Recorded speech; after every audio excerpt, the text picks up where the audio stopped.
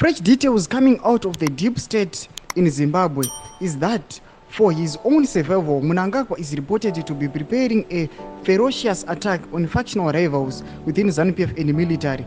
At least 5 senior generals are targeted for heroes eka soon. Ashperi mushe muri Zimbabwe, tona mubepa International Cables Network, kuti Idi Mnangagwa ari kupeva his own way, kuti aiwa nhau coup izi ziri kunzi dzakora moto, aruda kunzi avoid. Sada bena mashuka muda chinyongwa, kuti subscribe or like, kuti on the bell icon. You know how there is a passing on yaitika, aiwa muzara nasi. Vanhu vachnyora vachiti aiwa Idi Mnangagwa ari kutya ikupu vachiti Zimbabwe after the August 2023 elections we reported on the imminence of chapter 2 of Night of Long Knives, another military short illness within 6 days. Colonel Andrew Kabaira is followed Brigadier Michael Chaminuka.